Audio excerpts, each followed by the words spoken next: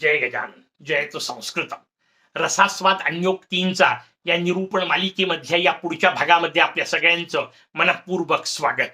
आज या अन्योक्तीवर जेव्हा विचार करायला मी सुरुवात केली तेव्हा स्वाभाविक सुरुवातीला मला दोन अत्यंत लोकप्रिय अशा प्रकारचे मराठी गीत आठवले. आपल्या सगळ्यांनी ते ऐकलेले आहेत, अनेकांना मुखोद्गत सुद्धा असतील. त्या गाण्यांमध्ये नेमका हाच भाव जो या अन्योक्तीच्या माध्यमातून कवी आपल्याला सांगू पाहतायत तो भाव उमटलेला असल्यामुळे त्या गाण्यांचं चिंतन करू म्हणजे आपल्याला अन्योक्ती अधिक सुंदर पद्धतीने लक्षात येईल. कोणते गाणे आहेत? पहिलं गाणं आहे गदी माडगुळकरांनी लिहिलेलं, बाबूजींनी शब्दबद्ध केलेलं, आपल्या सगळ्यांना मुखोद्गत कदाचित असलेलं उद्धवा अजब तुझे सरकार. या गीतामध्ये त्यांनी या विरोधी गोष्टी जीवनामध्ये जो विरोधाभास आहे त्या विरोधाभासाला अत्यंत सुंदर पद्धतीने आपल्या समोर शब्दबद्ध केलेलं आहे. सगळ्या गीतावर नाही बोलणार आहे, ते जे विरोधाभास आहेत तेवढ्याच आपण लक्ष देऊ. त्याच्यावर आपल्याला शब्द हे करताना गदिमा शब्द वापरतायत. बोरी बाभळी उगाच जगती चंदन माथी कुठार उद्धवा अजब तुझे सरकार. किती मजेदार रचना आहे, लक्षात घ्या. बोरी बाभळी त्यांना काटे आहेत, त्यांच्या जवळ जाता येत नाही म्हणून सहजासहजी त्यांना कोणी तोडायच्याही भानगडीत पडत नाही. पण सगळ्या जगाला सुगंध देणाऱ्या चंदनावर मात्र कुऱ्हाड चालविली जाते. हा जो विरोधाभास आहे तो आपल्या समोर गदिमा नेमकेपणाने सांगतायत. पुढच्या याच्यात तो आणखीन गंभीरपणे आणखीन तीव्रतेने मांडता येईल अशा पद्धती शब्द वापरतात. लबाड जोडी ती इमले मजले गुणवंतांच्या मात्र झोपड्या पतिव्रतेच्या गळ्यात धोंडा वेश्येला मणिहार उद्धवा अजब तुझे सरकार. किती नेमकेपणाने आपल्या समोर शब्दबद्ध केलेले आहेत या रचना की जीवनामध्ये जे सद्गुणी आहेत त्यांच्या वाट्याला उपहास येतो आणि जे दुर्गुणी आहेत त्यांना मात्र वेळ पडली तर सन्मान सुद्धा केला जातो. मूर्खांच्या माध्यमातून वर्णन करताना जे दुर्गुणी आहेत त्यांचे अगदी मजले उभे राहतात आणि गरीबाला मात्र पंडिताला मात्र झोपडीत राहायची वेळ येते. ही जी रचना आहे, एखादी पतिव्रता असते ती बिचारी अन्नाला कुठंतरी मोहताज ज्याला आपण म्हणतो तशी रचना तिची असते, पण उलट्या बाजूला वेश्येकडे गडगंज संपत्ती असते. जीवनातला हा जो विरोधाभास आहे तो आपल्या समोर कवी नेमकेपणाने मांडतायत. जसं ते गदिमांनी मांडलं ना तसंच एक गाणं आपल्याला सगळ्यांना माहिती असलेलं शांताबाईंनी लिहिलेलं पंडित जितेंद्र अभिषेकी बुवांनी गायलेलं तेही गाणं याच पद्धतीने आपल्या समोर रचना सादर करत आहे. त्यातले शब्द आपल्याला सांगतो. शुभ्रवर्ण बगळ्यास दिला तू कोकिळ तनु अंधारी गाणं आपल्याला आठवलं. दैव किती अविचारी तीच रचना आपल्या समोर सांगतायत. विरोधाभास सांगतायत. बगळा वास्तविक सगळ्या प्राण्यांना म्हणजे जलचरांना खाणारा जीव त्याला मात्र शुभ्र पांढरं केलं आणि जगाला आनंद देणारी कोकिळा ती मात्र या नैशिबानी या दैवानी या नियतीनी काळी केलेली आहे म्हणजे जणू काही तिचा अपमान केलेला आहे आणि बगळ्याचा मात्र विनाकारण सन्मान केलेला आहे. अशाच अर्थाने आपल्या समोर शांताबाई शब्द वापरतायत. पुढची ओळ आणखीन त्यातली तीव्रता दाखवणारी. मूर्ख भोगितो राजवैभवा पंडित फिरत भिकारी दैव किती अविचारी. मूर्खाच्या जवळ राजवैभव प्राप्त झालेला आहे आणि पंडित मात्र मूर्ख अत्यंत गरीब अवस्थेमध्ये आपल्याला पाहायला मिळत आहेत. ही जी जगातली रचना आहे ना ती रचना नेमकी ज्या सुभाषिताकडे पाहून सुचली असावी. अर्थात मी असावी एवढ्यासाठी म्हणतो की असं कुठलं आपल्याजवळ निश्चितपणे त्याचा पुरावा नाहीये की हे सुभाषित वाचल्यानंतरच या दोघांना अशा पद्धतीची काव्य रचना सुचली आहे. पण ती ज्या प्रकारच्या सुभाषितांवरून म्हणजे हेच असेल असं नाही, अशा प्रकारची जी सुभाषित आहेत ज्यातून ती रचना सुचली असावी असं आपल्याला सहजतेने म्हणता येतं. तशा प्रकारची अन्योक्ती आज आपल्या समोर असलेली ती अन्योक्ती जिचं वर्णन आपल्याला करायचंय कोकिला अन्योक्ती. कोकिलेला उद्देशून त्या कोकिळेच्या माध्यमातून आपल्या समोर जीवनाचा हाच संदेश आपल्या समोर सुभाषितकार ठेवतायत, अन्योक्तिकार ठेवतायत. किती मजेदार शब्द रचना आहे, लक्षात घ्या. गीतम कोकिलते मुदा रसविदाहा शृण्वन्ति कर्णामृतम. कर्णाला अमृत असणारं, कानाला अमृताप्रमाणे वाटणारं आत्यंतिक आनंद देणारं अशा प्रकारचं तुझं जे गीत आहे ते कोकिला मुदा म्हणजे आनंदाने रसविदाहा, जे रसविद आहेत, रसाचे जाणकार आहेत, ज्यांना सौंदर्य कळतं, श्रवणातलं असेल पाहण्यातलं असेल त्यातला रस ज्यांना घेता येतो, ते जे रसविद आहेत ना ते अत्यंत आनंदाने तुझ्या गाण्याचा आस्वाद घेतात, रसास्वाद घेतात. पण महत्वाचा विषय हा आहे त्यांना जो पुढे मांडायचा आहे, इतकं सुंदर गीत ज्या कोकिळेच्या माध्यमातून आपल्याला प्राप्त होतं, इतकं सुंदर श्रवण सुख ज्या कोकिळेने आपल्याला प्रदान केलेलं आहे, त्या कोकिळेला आपण काय देतो? त्याचं उत्तर आहे काहीच नाही. त्या कोकिळेच्या पूजनाचाही विषय नाही. एक कोकिला व्रत नावापुरतं सांगितलं, पण त्याच्या व्यतिरिक्त इतर वेळा तिचं कुठलाही सन्मान सामान्य माणसाकडून केला जात नाही. हा जो भाव आहे तो समजून घ्यायचा आहे.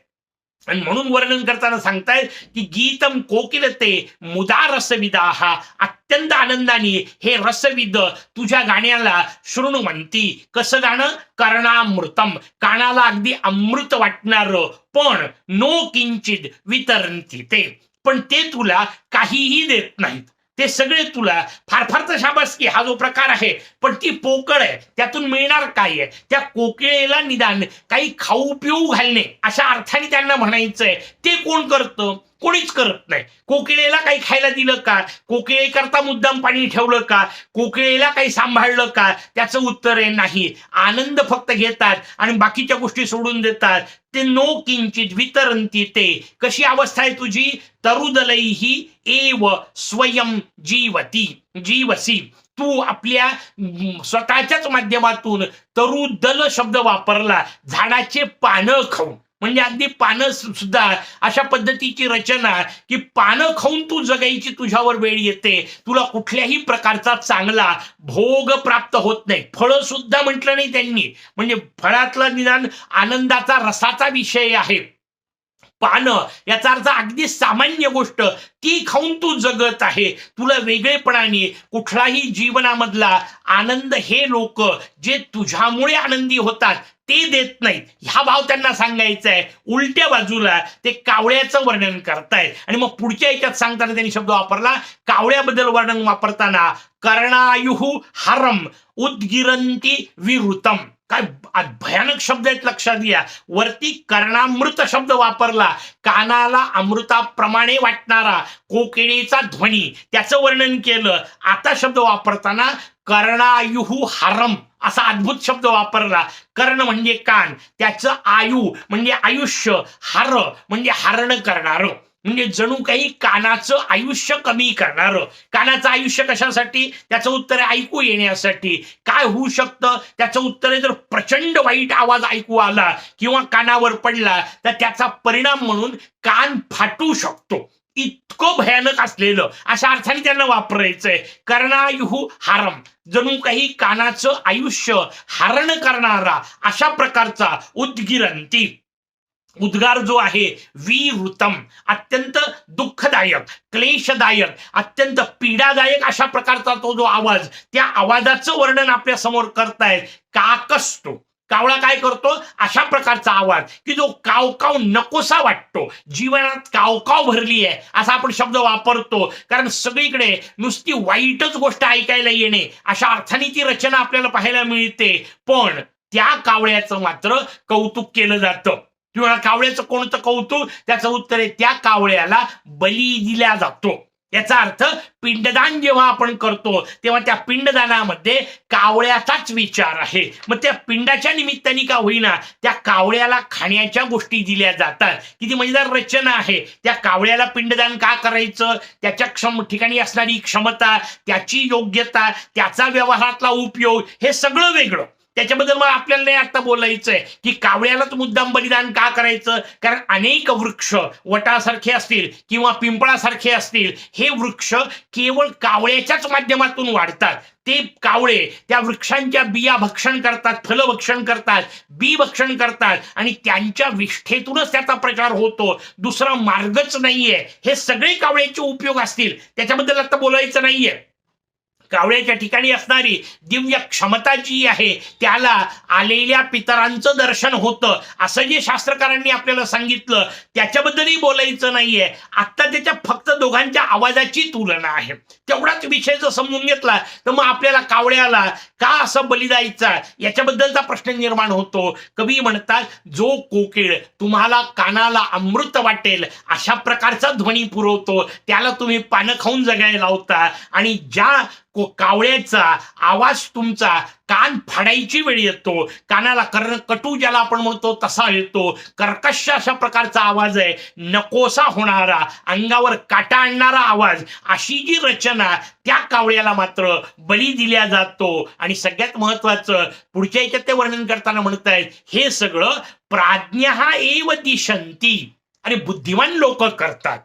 हे मूर्खांनी केलं असतं, हे निर्बुद्धांनी केलं असतं तर तेवढं वाईट नसतं वाटलं. हे करणारे सगळे प्राज्ञ आहेत, जाणकार आहेत. कारण श्राद्ध जाणकारच करणार आहे, साधा हिशोब आहे. त्याच श्राद्धामध्ये बली दिल्या जाणार आहे, त्या काकबलीचा विषय येणार आहे, त्या कावळ्याकरता ठेवल्या जाणार आहे. याचा अर्थ ते जाणकार नाही आहेत का? बिलकुल आहेत. शास्त्राचे जाणकार असणारे लोक आहेत तेच असं वागतात की जे कावळे तुमच्या कानाला कर्कश आवाज देतात त्यांना बली दिला जातो, आणि जी कोकिळा कर्ण मधुर अशा प्रकारचं संगीत निर्माण करते तिला मात्र स्वतःच्या भरोशावर जगावं लागतं. ही जी रचना आहे ना ती कवी आपल्या समोर अधोरेखित करतायत, आणि म्हणून म्हणतायत धिगिदम वक्रम विधेहे क्रीडितम. धिक म्हणजे धिक्कार असो या वागण्याला, अशा प्रकारची जी रचना आहे त्याचा धिक्कार आपल्या समोर केला, आणि तो धिक्कार करून म्हणताय धिक इदम, याचा धिक्कार असो, विधे हे म्हणजे नशिबाचं,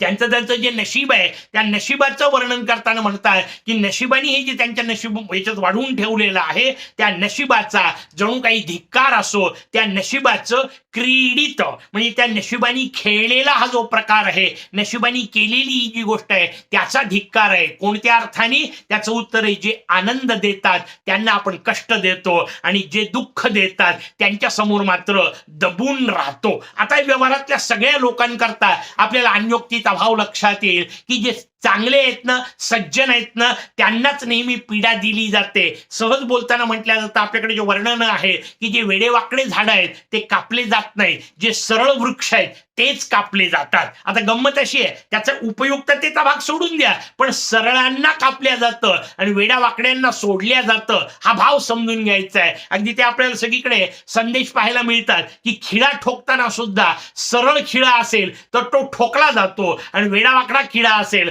तर बाजूला ठेवल्या जातो. जीवनात सुद्धा आपल्याला हीच रचना सगळीकडे पाहायला मिळते की जे दुष्ट आहेत ना त्यांच्या दुष्टत्वाचाच विचार करून कर्ण कटुत्वाचा, कावळ्याचा हिशोब समजून घ्या. कावळ्याचा विचार मुद्दाम आपल्या समोर सांगताना त्या दुष्टांचा प्रतिनिधी म्हणून सांगितला की त्याचं उपद्रव मूल्य अधिक आहे, आणि मग असे उपद्रव मूल्य अधिक असणारे जे आहेत त्यांना बाकीचेही लोक विनाकारण दचकून राहतात, नको त्याच्या भानगडीत पडणं म्हणून उलट त्यांना बळी देतात. म्हणजे जे दुष्ट आहेत त्यांना त्यांच्या उपकारक पद्धतीने आपण वागतो, आणि जे खरेच सज्जन आहेत आपल्यावर उपकार करणारे आहेत त्यांच्यावर मात्र आपण अपकाराची भूमिका ठेवतो. ही जी जीवनाची दृष्टी आहे ना, ही जी जीवनामधली सामान्य रचना आहे त्या रचनेवर व्यंग्य करत आपल्या समोर कवींनी सादर केलं की अशी जीवन रचना नसली पाहिजे.